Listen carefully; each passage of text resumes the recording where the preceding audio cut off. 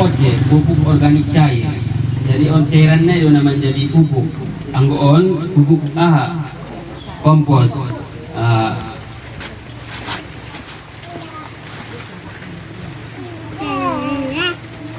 Ya.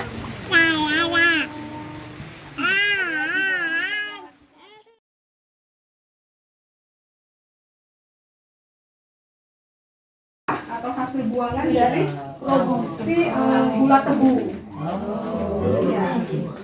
Jadi biasanya kalau di peternakan molasses ini digunakan untuk meningkatkan rasa di rumput.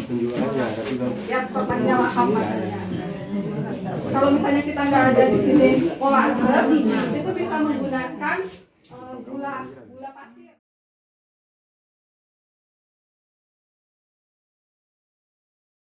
30.000 kalau nggak salah ini satu botolnya. Jadi untuk pemakaian ini bisa dipakai berkali-kali. Jadi tidak langsung kita habiskan, kita tuang, tidak. Jadi ini lebih hemat juga.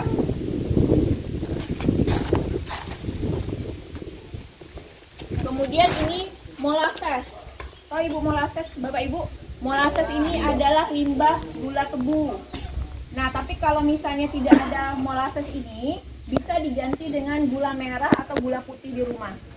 Jadi pemakaiannya pun tidak banyak. Jadi tidak perlu takut sekilo langsung dimasukkan, tidak Ibu Bapak Ibu. Palingan beberapa sendok saja, tergantung berapa banyak yang mau kita buat.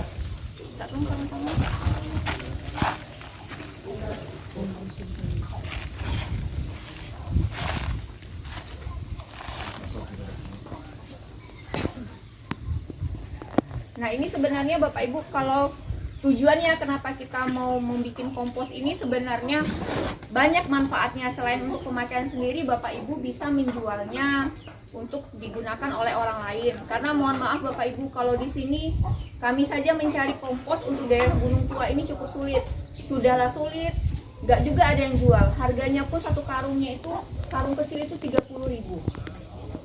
Nah, kalau misalnya Bapak Ibu bisa menghasilkan pupuk kompos ini kemudian dijual, ya hitung-hitung sendirilah berapa keuntungannya. Karena pupuk kompos ini tidak hanya digunakan oleh pribadi, tapi sudah digunakan oleh pengusaha sawit untuk memperbaiki struktur tanahnya atau kandungan tanahnya. Dan satu lagi, kalau misalnya Bapak Ibu hari hujan begini, bagusnya Bapak Ibu menampung air hujan itu tidak hanya untuk pemakaian pribadi, tetapi juga untuk pupuk. Karena air hujan itu banyak mengandung nitrogen. Nah, itulah kekuasaan Tuhan. Artinya kalau misalnya pun tidak digunakan pribadi, dijadikan pupuk, dia bagus itu airnya, itu air hujan itu. Nah, salah satu syarat kalau untuk kita mau bikin pupuk kompos ini supaya berhasil, usahakan kotorannya ini jangan basah Bapak Ibu. Jadi jangan kotoran langsung keluar dari pantatnya ternak kita ambil. Itu sebenarnya bisa juga, tetapi itu akan memperlama proses dari pengomposannya. Jadi usahakan sebelum kita membuat kompos ini, kohenya ini sudah kering, sudah tidak lagi bergumpal-gumpal. Dan itu juga akan mengurangi bau yang tidak sedap untuk kita hirup. Nah, setelah ini kita akan membuat ramuannya atau campurannya. Itu, buat aja ke sini, Pak.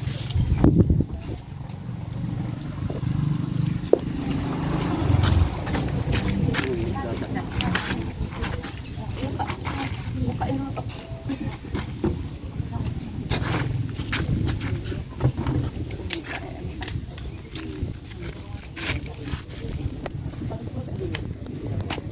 Nah, sebelum kita pakai, karena ini ada mikroorganisme, dia tertidur di dalamnya Bapak Ibu. Bukan kita aja yang tidur, mikroorganismenya juga tidur.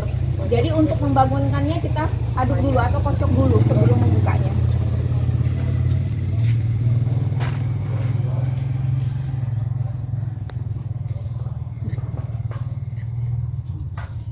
Nah, untuk takarannya itu satu tutup botol ini untuk 1 liter air. Jadi kita anggaplah satu ember ini 5 liter, berarti 5 tutup botol.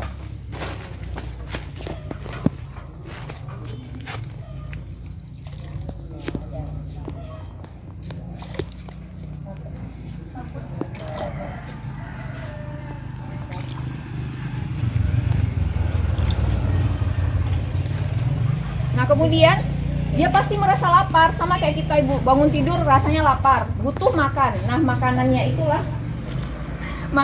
itulah didapatkan dari molasses ini atau gula merah atau gula putih.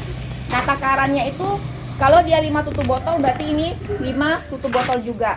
Kalau misalnya gula pasir berarti 5 sendok makan. Nah, semakin banyak makannya semakin aktif dia, tapi jangan terlalu banyak sekali karena kita juga harus memperhitungkan biaya produksinya juga. Berarti pas-paskan aja atau sesuai dengan standarnya saja.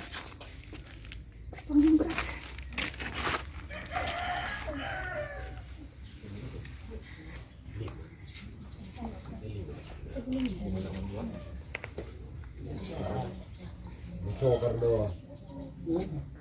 Udah cokar.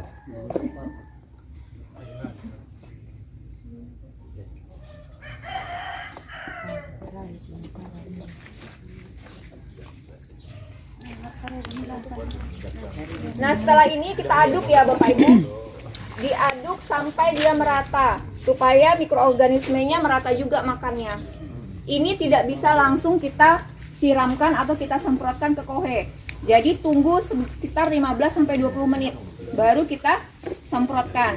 Nah sebelum kita ini lanjut ke sini karena kita harus menunggu ini terlarut, kita akan buatkan pupuk organik cair. Nah pupuk organik cair ini bisa diambil atau bahan dasarnya dari limbah sayuran. Limbah sayuran boleh, limbah buah boleh, pokoknya limbah organik selain plastik. Jadi pisahkan dulu mana yang organik, mana yang plastik, karena kalau sudah tercampur plastik pasti tidak akan berhasil. Dan yang paling bagus Bapak Ibu, yang kabar gembiranya, Barungge itu adalah pupuk yang paling bagus untuk tanaman cabai atau hama. Jadi itu bagus untuk buah, itu bagus untuk hama. Jadi Barungge itu memang pohon atau tanaman sejuta manfaat. Jadi kalau misalnya kita punya Barungge itu cukup ambil beberapa sesuai dengan kebutuhan, ambil saja daunnya itu, selain batang kerasnya itu, kemudian di blender. Habis di blender itu nanti kan berair pada daun-daunnya.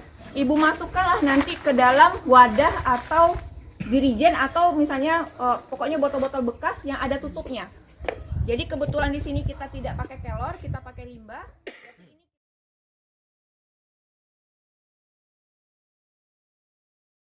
Tetapi itu akan memperlama proses dari pembentukan komposnya. Nah, lebih bagus karena daerah Gunung Tua ini panas, itu dikeringkan dulu lebih bagus supaya mempercepat proses mikroorganisme dari bakteri yang kita gunakan. Nah, kemudian bahan yang kita gunakan yang kedua adalah